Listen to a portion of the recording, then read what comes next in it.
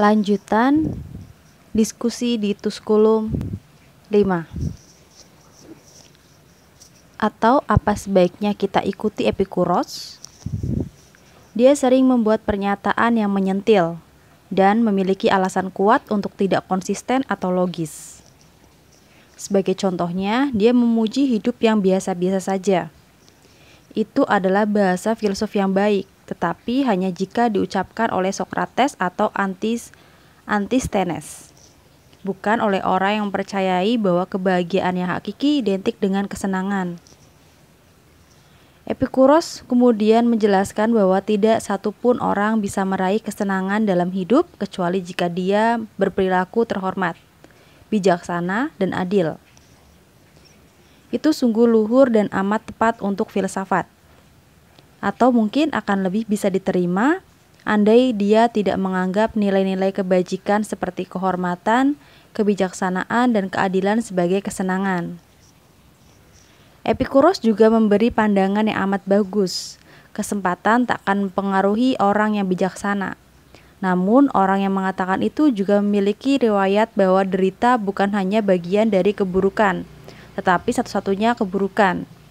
Ironisnya, tidak sulit untuk membayangkan sebuah situasi ketika seorang manusia didera serasa sakit yang luar biasa, sementara ia melawan sekuat tenaga nasib yang tidak pasti. Penilaian yang sama juga diberikan dengan gamblang oleh Methodorus, pendukung Theophrastus. Dengarkan ini wahai nasib, dia berseru. Aku telah menentukan sendiri segala kemungkinan dan resiko yang ada. Kau tak akan bisa menentukan jalanku. Itu akan menjadi pernyataan yang indah andai yang mengucapkan adalah para penganut stoik seperti Aristo dari Chios atau Zeno yang mengidentifikasi keburukan dengan kejahatan moral. Namun kau, Metrodorus, yakin bahwa satu-satunya yang bisa disebut sebagai kebaikan adalah yang bersemayam di dalam raga manusia. Menurutmu, kebaikan yang hakiki adalah kesehatan jasmani dan harapan takkan ada yang akan mengusiknya kelak. Lantas dari mana kita tahu bahwa nasib tidak akan menentukan jalan hidup kita? Keberuntungan kita bisa menghilang dengan mudahnya kapan saja. Orang-orang yang tidak berpengalaman tertipu oleh pernyataan seperti itu. Fakta bahwa pernyataan tersebut dilontarkan sudah menunjukkan banyaknya orang yang terperdaya. Namun siapapun yang bisa berpikir dengan akurat, pasti tak akan puas hanya dengan mendengarkan itu atau perkataan filsuf lainnya. Dia pasti ingin mempertimbangkan implikasi di balik semua itu. Sebagai contohnya, argumen yang kuberikan dalam diskusi kita sekarang, bahwa orang yang baik sudah pasti bahagia. Yang kumaksud dengan orang yang baik sudah cukup jelas. Jika seseorang memiliki semua jenis kebajikan, maka dia tidak hanya bijaksana, tetapi juga baik.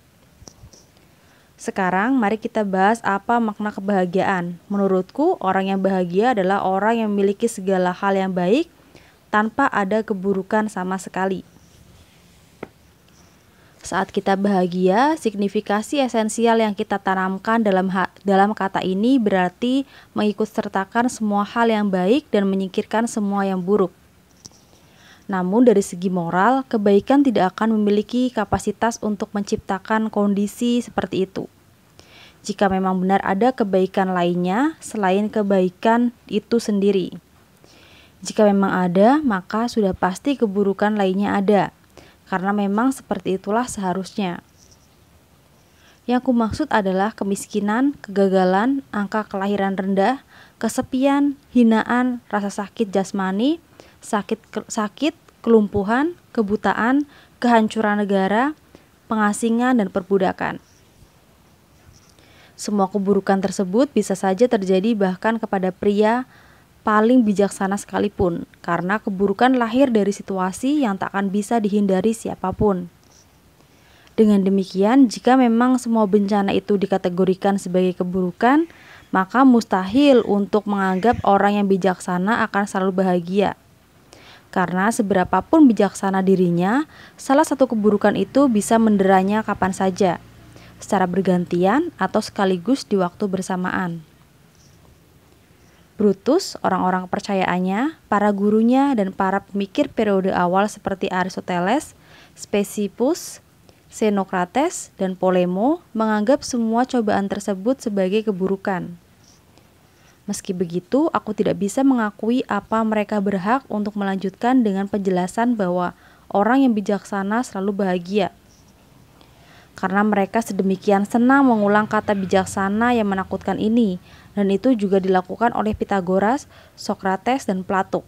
Mereka pun juga harus berupaya untuk tidak terbutakan oleh kekuatan jasmani.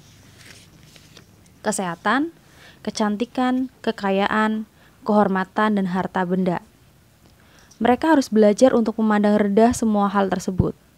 Jika mereka berhasil melakukannya, maka mereka bisa mengabaikan keburukan-keburukan yang menjadi sisi berlawanan dari kebaikan, dan mereka pun akan pantas untuk menyatakan selantang yang mereka suka, bahwa nasib, opini orang lain, rasa sakit, dan kemiskinan tidak menggentarkan mereka. Mereka akan menganggap diri mereka merdeka dan menolak menamai sesuatu sebagai kebaikan pada hal-hal yang tidak sepenuhnya mereka kuasai. Akan tetapi, orang-orang berpandangan seperti itu tidak boleh membuat pernyataan yang sesuai untuk golongan terhormat dan terpelajar, tetapi di saat yang sama mendefinisikan kebaikan dan keburukan seperti pandangan orang-orang bodoh di jalanan. Penulis lain yang senang menekankan teori-teori terhormat adalah Epikuros. Maaf, aku harus menyebut ini, tetapi bahkan dia juga mempercayai bahwa orang bijaksana pasti selalu bahagia.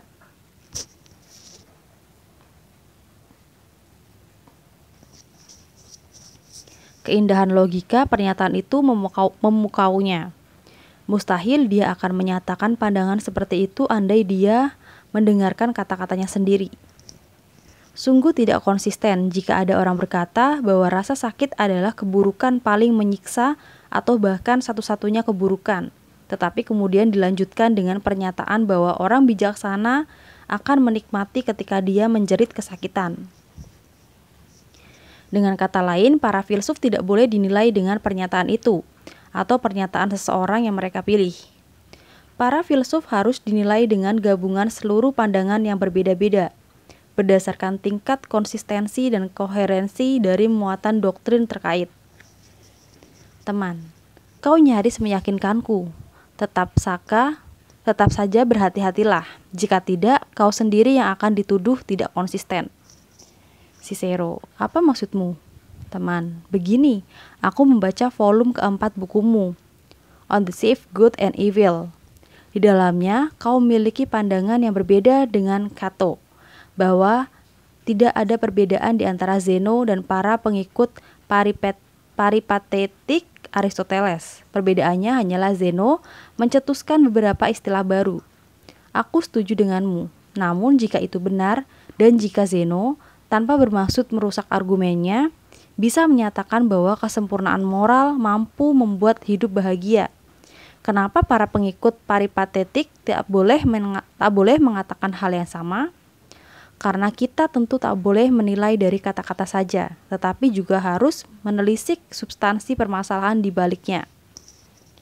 Cicero, kau ingin menentangku dengan mengutip kata-kata atau tulisanku sendiri. Kau mengkritikku berdasarkan sesuatu yang tidak bisa diubah. Kau tidak bisa menggunakan cara yang sama untuk orang-orang yang akan berargumen dengan merujuk peraturan yang telah ditetapkan. Namun aku orang yang cepat berubah. Jika aku merasa sesuatu itu mungkin, maka aku menyetujuinya. Itu adalah caraku untuk tidak terikat, tidak seperti orang-orang lainnya. Karena sebelumnya kita membicarakan tentang konsistensi, kurasa ini bukan saat yang tepat untuk menyimpulkan benar atau tidaknya Zeno dan muridnya, Aristo dan Chios, untuk berpendapat bahwa tidak ada kebaikan kecuali kesempurnaan moral. Namun, dengan mengasumsikan bahwa mereka benar, aku merasa tidak masalah untuk mempertanyakan apakah logika tidak membutuhkan kesimpulan yang lebih jauh bahwa kehidupan yang berbahagia pasti bergantung pada kesempurnaan moral semata. Untuk saat ini, kita cukup berpuas dengan menerima pernyataan Brutus bahwa manusia yang bijaksana pasti bahagia. Menjaga logikanya adalah urusan pribadinya. Pernyataan ini sungguh memukau, dan siapa lagi yang pantas untuk dipuji selain dirinya. Meski demikian, kita harus tetap berpegang teguh pada doktrin tambahan bahwa kebahagiaan yang dimiliki oleh orang bijaksana adalah kebahagiaan yang utuh dan paling hakiki. Jika kau merasa bahwa Zeon dari Citium hanyalah orang asing atau pencipta kata-kata yang entah bagaimana bisa muncul dalam filsafat kuno, maka kau bisa merujuk ke Plato dan kau akan menemukan prinsip dasar yang sama. Karena Plato berulang kali menekankan pula bahwa kesempurnaan moral adalah satu-satunya kebaikan. Sebagai contohnya dalam bukunya Gorgias, saat Sokrates ditanyai apa dia menganggap putra Perdika Raja Arceleus saat dia dianggap sebagai orang paling beruntung adalah orang yang bahagia. Dia menjawab pertanyaan tersebut. Aku tidak yakin, aku tak pernah bicara dengannya. Apa maksudmu? Apa kau tak punya cara lain untuk menilainya? Tidak. Maksudku, kau bahkan tak tahu apa Raja Persia bahagia. Bagaimana bisa aku tahu jika aku tak tahu apa dia terpelajar atau apakah dia baik? Kau sungguh percaya bahwa kebahagiaan bergantung pada dua hal itu? Ya, aku amat yakin bahwa orang yang baik pasti bahagia dan orang yang jahat pasti sedih. Apakah Archelus menderita? Tentu, jika dia jahat. Jadi Sokrates berpendapat bahwa kebahagiaan sepenuhnya bergantung pada kesempurnaan moral. Kemudian ingatlah perkataan dalam orasi pemakaman. Orang harus mandiri dalam hal memiliki semua yang dibutuhkan untuk kehidupan yang bahagia, agar ia tidak bergantung pada keberuntungan atau kesialan orang lain, atau dipermainkan oleh kemakmuran seseorang. Dialah orang yang tahu caranya menjalani hidup dengan baik. Dia berhasil mengetahuinya dengan menjadi pribadi yang sederhana, berani, dan bijaksana. Orang seperti itu meski hartanya datang dan pergi, anak-anaknya lahir dan tiada akan berpegang teguh pada prinsip yang terdahulu yang mengarahkannya untuk tak merasa bahagia atau berduka secara berlebihan, karena dia akan selalu merendahkan ekspektasinya atas sesuatu yang berada di luar kekuasaannya. Itu adalah doktrin yang diciptakan oleh Plato. Doktrin itu bagaikan mata air suci yang dipuja-puja, dan semua yang akan kukatakan bersumber dari sana. Titik awal kita adalah alam semesta, orang tua dari umat manusia. Semua yang dihidupkan oleh alam tidak hanya satwa, tetapi manusia dan benda lainnya yang lahir dari bumi tetapi akan selalu terikat kepadanya. Semua diciptakan sebagai makhluk yang sempurna, sesuai jenisnya masing-masing. Alam telah menentukan bahwa beberapa pohon dan semak, juga tanaman-tanaman yang lebih kecil, beberapa tidak bisa tumbuh jauh dari permukaan tanah dan berwarna hijau. Sementara itu, jenis lainnya menjadi kering selama musim dingin, untuk kemudian berdaun kembali dan menghangat bersamaan dengan datangnya musim semi. Berkat dorongan dari dalam, biji-bijian di dalam pepohonan dan semak belukar masing-masing berbunga, berbuah, menjadi beri. Jika dibiarkan tumbuh, semua tanaman itu meraih kesempurnaan dengan caranya masing-masing. Namun kuasa alam yang paling murni terlihat paling jelas pada semua satwa, karena alam memberi mereka indera perasa. Beberapa di antaranya berenang dan menghuni air, beberapa terbang dan menikmati kebebasan di langit, sementara yang lainnya merayap atau berjalan. Di antara hewan-hewan yang berjalan itu ada yang diciptakan alam untuk mengembara sendirian, beberapa yang lainnya berkawan, beberapa liar, beberapa jinak, dan ada pula yang tersembunyi atau terkubur jauh di dalam tanah. Semua jenis makhluk hidup tersebut memiliki kodratnya masing-masing dan membedakan yang satu dengan yang lain. Mereka menjalani hidup sesuai dengan hukum alam yang telah menciptakan mereka dengan ciri khasnya masing-masing. Sementara itu, manusia diberkahi dengan sesuatu yang lebih menakjubkan. Tetapi mungkin istilahnya menakjubkan itu sendiri lebih pantas diperuntukkan entitas lain yang serupa. Maksudnya adalah jiwa manusia tidak bisa dibandingkan dengan apapun. Dan karena jiwa manusia berasal dari entitas ilahiyah, maka ia hanya bisa dibandingkan dengan jika hal itu bisa diterima dengan sang penguasa itu sendiri. Karena itulah ketika jiwa manusia telah menjalani latihan yang tepat, setelah pandangannya dipersiapkan agar tidak terbutakan oleh kesalahan, hasilnya adalah pemikiran yang sempurna dan akal yang tak tercela. Maka itu sama dengan kesempurnaan moral. Esensi dari kebahagiaan adalah segalanya harus utuh. Tidak ada yang kurang, terpenuhi hingga batasnya, dan jika semua itu juga merupakan karakter dari kesempurnaan moral, maka jelas semua orang yang baik bahagia. Sampai saat ini aku setuju dengan Brutus, berarti termasuk Aristoteles, Xenocrates, Spesippus, dan Polemo. Pada akhirnya aku mengabaikan mereka. Karena selanjutnya aku harus menekankan bahwa orang yang baik tidak hanya bahagia, tetapi teramat bahagia. Seseorang yang percaya hal-hal baik bersemayam dalam diri mereka, berarti memiliki apa yang mereka butuhkan untuk hidup yang bahagia. Akan tetapi, siapapun yang mencoba untuk membagi kebaikan menjadi 3 kategori atau yang menjadikan kesempurnaan moral tunggal, pasti tidak memiliki keyakinan itu. Bagaimana bisa ada seseorang yang amat meyakini segala jenis kebaikan, masa depan kesehatannya, atau keawetan keberuntungannya? Jika kebaikan bisa bertahan lama, stabil, dan abadi, maka bisa saja seseorang merasa bahagia. Sementara itu, tidak ada yang abadi dalam raga atau sebuah nasib. Dan keduanya termasuk 2 dari 3 kategori kebaikan yang ditentukan oleh para filsuf. Orang-orang seperti itu mengingatkanku akan orang Sparta yang pernah mendengar seorang pedagang yang memamerkan jumlah kapal yang dia kerahkan untuk berlayar jauh. Ketika orang Sparta itu mendengarkannya, dia memberikan satu pendapat. Keberuntunganmu bergantung pada nasib, dan itu bukan sesuatu yang perlu dicemburui. Memiliki sesuatu yang pada akhirnya akan hilang bukanlah sesuatu yang bisa dianggap sebagai bagian dari kebahagiaan. Rasanya tidak wajar jika elemen pembentuk kebahagiaan bisa berkurang, musnah, dan hilang. Ketika ada manusia yang takut akan kehilangan kebaikan yang mereka miliki, maka tidak perlu lagi dipertanyakan apakah dia bahagia atau tidak. Menurutku, seorang bahagia harus merasa aman, tentram, tidak terperdaya, dan tidak terusik. Seseorang yang dengan sedikit rasa takut bahkan cenderung tidak ada. Saat menggambarkan seseorang sebagai sosok tak bersalah, kita bukan membayangkan seorang untuk melakukan sedikit kesalahan saja, tetapi seorang yang sama sekali tidak melakukan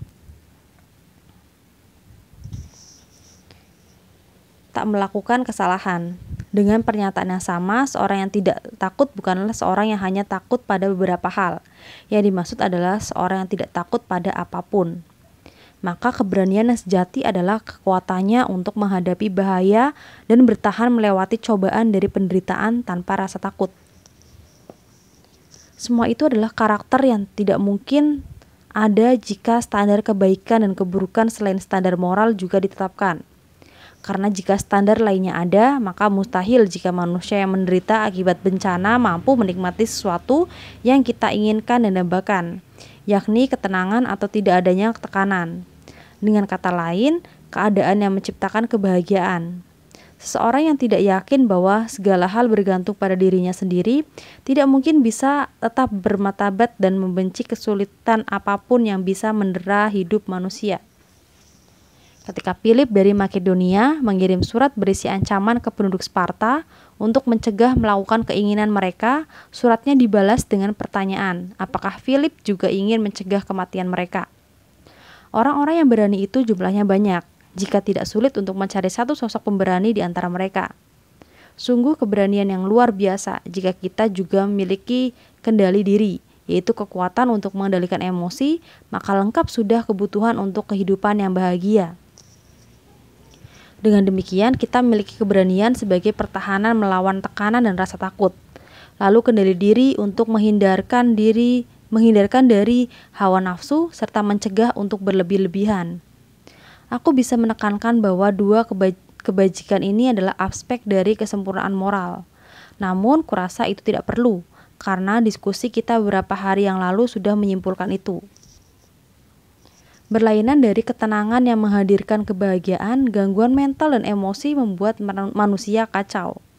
Gangguan-gangguan tersebut bisa berupa 2 jenis, ketakutan terhadap dugaan, hayalan, keburukan dan tekanan yang luar biasa, serta kesenangan dan kegilaan akan hal-hal yang dianggap baik. Namun semua kondisi tersebut benar-benar bertentangan dengan akal sehat. Semua gangguan ini tidak saling melengkapi dan justru kontradiktif antara satu dengan yang lainnya. Jadi tidak masalah jika kebebasan dari gangguan-gangguan tersebut diartikan sebagai kebahagiaan.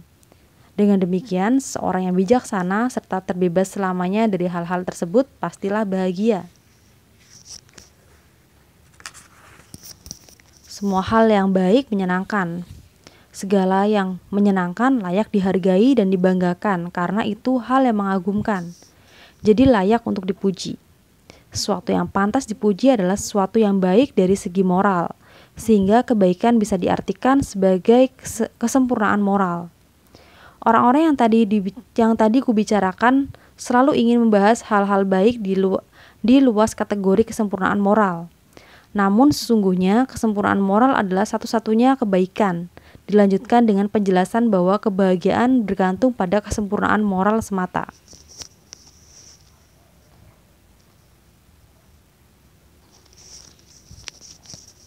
Sementara itu, menyebut hal-hal baik lainnya sebagai sesuatu yang baik rasanya tidak tepat.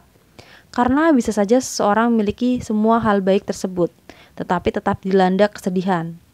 Bayangkan seorang pria yang memiliki kesehatan sempurna, kekuatan jasmani yang luar biasa, ketampanan yang memesona, panca indera yang tajam dan stamina aktif. Tambahkan semua itu dengan kemakmuran, reputasi, jabatan kenegaraan yang tinggi, kekuasaan, dan kemasyhuran. Namun bayangkan jika di saat yang sama ia juga tidak adil, pemarah, pengecut, tidak berakal atau bodoh. Kita pasti akan menduga bahwa dia tidak bahagia. Dengan begitu, jika seseorang yang memiliki hal baik sebanyak itu masih bisa merasa tidak bahagia, maka keliru jika dia dikategorikan sebagai orang yang baik. Cobalah ambil segenggam biji-bijian dari jenis apa saja dan lihat komposisinya. Isi dari biji-bijian tersebut bernama inspirasi. Hal yang sama berlaku untuk kebahagiaan atau kesempurnaan moral. Material penyusunnya adalah bagian dari kebaikan itu sendiri, sehingga semuanya bagus. Tidak mungkin kesempurnaan moral terdiri dari elemen-elemen yang berbeda, karena gabungan dari elemen-elemen tersebut tak akan menghasilkan kesempurnaan moral. Dan itu adalah sesuatu yang harus kita miliki, karena jika tidak bisa, maka tidak akan bahagia. Kita menginginkan apapun yang baik. Hal yang baik pantas untuk dipuji. Hal yang pantas dipuji pasti diterima dan disambut. Hal yang diterima dan disambut pasti memuat sesuatu yang luar biasa. Jika hal itu luar biasa, tentu saja layak dipuji. Dengan demikian kita kembali lagi ke kesimpulan bahwa tidak ada kebaikan selain kesempurnaan moral. Kecuali jika kita berpegang teguh pada kesimpulan ini, hal-hal yang harus kita sebut baik akan membentuk beragam kategori. Kita bisa abaikan kemakmuran yang tidak kusertakan dalam kategori hal-hal yang baik karena siapa saja pasti bisa memperolehnya, meski dengan cara yang tidak patut, dan karena itulah kemakmuran tidak bisa dikategorikan sebagai hal yang baik. Aku pun akan mengecualikan reputasi dan popularitas, karena yang perlu kita lakukan untuk mendapatkan keduanya hanyalah menyuruh sekumpulan orang yang berteriak keras-keras. Tetapi pertimbangkan hal-hal sepele yang sering kali dianggap sebagai hal baik oleh masyarakat, seperti gigi putih yang indah, mata yang menarik, kulit yang bersih, atau ciri-ciri yang digambarkan oleh Anticlea ketika dia membasuh kaki Ulysses. Cara bicaranya menyenangkan, kulitnya pun lembut. Jika kita akan menerima istilah baik dalam konteks demikian, sulit membayangkan para filsuf yang serius akan merumuskan pandangan yang lebih signifikan dan lebih baik dari sentimen konyol orang-orang jalanan. Tetapi kita perlu membandingkan, meski aliran pari-paterik memasukkan semua itu ke kategori hal baik, aliran stoik memilih menggambarkan sebagai menguntungkan atau lebih disukai. Sebagaimana yang diimplikasikan oleh dua kata ini, aliran stoik menghindari pandangan bahwa kepemilikan atas hal-hal baik termasuk elemen dasar kebahagiaan. Di sisi lainnya, aliran paripatetik menyatakan bahwa hidup yang bahagia atau bahagia secara hakiki tidak mungkin bisa diwujudkan tanpa semua itu. Namun aku berpendapat yang sebaliknya, kebahagiaan yang hakiki tidak membutuhkannya sama sekali. Aku tahu sebuah contoh dari Sokrates yang mendukung pandanganku. Berdasarkan pangeran filsuf itu, karakter jiwa menunjukkan manusianya, manusia menunjukkan tuturnya, tuturnya menunjukkan tindakannya, dan tindakannya menunjukkan hidupnya. Karena karakter jiwa manusia yang baik pantas dipuji, maka hal yang sama berlaku untuk hidupnya. Dengan demikian, hidupnya pun baik secara moral. kita pun kembali lagi ke kesimpulan bahwa orang yang baik pasti bahagia. Karena kita tidak sekedar berbincang demi hiburan atau mengisi waktu luang. Diskusi kita sebelumnya seharusnya sudah meyakinkan kita bahwa orang yang bijaksana terbebas dari segala gangguan kepada jiwa yang kugambarkan sebagai hawa nafsu. Hati orang itu bisa dipenuhi ketenangan yang abadi. Siapapun yang mengendalikan diri, teguh, pemberani, tidak terusik, tidak tunduk kepada nafsunya, pastilah orang yang berbahagia. Namun itu juga deskripsi yang mewakili orang bijaksana, dan itu hal yang sama dengan manusia yang bahagia. Sekali lagi, seorang yang baik pasti mampu mengukur semua perilaku dan perasaannya berdasarkan standar yang dianggapnya layak dipuji. Namun dia juga mengukur semuanya berdasarkan kebahagiaan, sehingga kehidupan yang bahagia layak dipuji.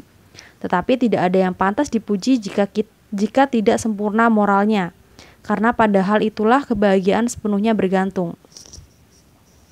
Kita bisa menyimpulkan hal yang sama dengan cara yang lain. Kesimpulan tidak bahagia atau kehidupan yang netral tidak memiliki apapun yang pantas dipuji atau dibanggakan. Akan tetapi kehidupan beberapa manusia dipenuhi dengan pencapaian yang membuat mereka dipuji dan dibanggakan. Bayangkan Epaminondas yang berkata, "Nasihatku mengalahkan reputasi tokoh terpandang Sparta," atau Scipio Africanus, tua yang juga berkata, dari tempat matahari terbit di atas wilayah orang-orang Mayotia hingga di ujung barat, tidak ada manusia yang bisa menyamai perilakuku. Jika pernyataan tersebut itu benar adanya, kehidupan mereka yang dipenuhi dengan popularitas dan reputasi baik adalah kehidupan yang bahagia. Karena satu-satunya yang layak dipuji dan dibanggakan adalah kebahagiaan. Kau pasti sudah memahami implikasinya. Mari berandai-andai kebahagiaan tidak selalu sejajar dengan kesempurnaan moral. Orang-orang yang kutentang pendapatnya setidaknya mengakui bahwa kesempurnaan moral adalah hal yang terbaik. Kedudukannya di atas segalanya. Dengan begitu, kebahagiaan dan kesempurnaan moral tidak identik, tetapi penting untuk menganggap bahwa ada sesuatu yang lebih baik secara moral daripada kehidupan yang bahagia. Tetapi itu kesimpulan yang tidak masuk akal. Mereka yang tidak setuju denganku mengakui bahwa keburukan moral pasti membuat hidup kita sedih. Jadi bukankah seharusnya kita mengakui bahwa kesempurnaan moral mampu menjadikan hidup bahagia? Dari pihak mereka kesimpulannya pun berbeda. Aku ingin memintamu untuk mempertimbangkan signifikansi neraca Critolaus yang terkenal. Jika kebaikan moral dari sebuah jiwa ditempatkan pada salah satu mangkok neraca dan yang dia anggap sebagai kebaikan material juga situasi yang baik ditempatkan di mangkuk satunya, maka dia yakin mangkuk yang pertama akan lebih berat dari yang kedua hingga bumi serta seisinya tidak sanggup mempertahankan keseimbangannya. Jika demikian, mengapa para filsuf yang memberitahu kita ini dan Xenocrates yang menekankan pentingnya kesempurnaan moral sedemikian rupa hingga dia mengabaikan dan menghina hal lainnya di dunia, enggan untuk menyatakan bahwa hidup yang bahagia, bahkan yang teramat bahagia, bergantung pada kesempurnaan moral semata. Karena jika pernyataan itu diyakini, maka kita memusnahkan seluruh standar moral. Sebagai contohnya, ada seorang pria yang cacat moral hingga dia merasa tertekan. Berarti dia juga merasakan ketakutan, karena ketakutan adalah antisipasi gelisah atas duka yang akan melanda. Jika dia benar ketakutan, berarti dia mengakui bahwa dia rentan terhadap semua jenis kepanikan, kelemahan hati, histeris, dan sifat pengecut. Dengan kata lain, dia adalah orang dengan segala keburukan. Berlainan dengan perkataan Atreus, dalam hidup, orang-orang yang berani tak akan pernah kalah. Seperti yang kukatakan, orang itu justru akan takluk. Dia diperbudak. Sementara itu, menurut pandanganku, kesempurnaan moral pada dasarnya adalah sesuatu yang membebaskan dan tak terkalahkan. Inti dari moralitas adalah independensinya. Ada satu hal lagi, jika kesempurnaan moral menjamin hidup yang bahagia, maka kualitas yang sama pun demikian. Salah satu aspek kesempurnaan moral adalah keberanian, dan keberanian hanyalah sebutan untuk kehebatan karakter yang memungkinkan pemiliknya tidak merasa takut atau jika tumbang oleh rintangan. Dengan begitu, orang-orang yang memiliki semua kualitas itu tak akan pernah menyesali apapun. kekurangan apapun dan merasa terganggu. Kehidupannya justru kaya, utuh, sukses, atau dengan kata lain bahagia. Sementara itu, orang-orang pandir tak akan pernah terpuaskan meski sudah mendapatkan yang dicari. Namun orang yang bijaksana puas dengan apa yang dimiliki dan tak pernah menyesali apapun.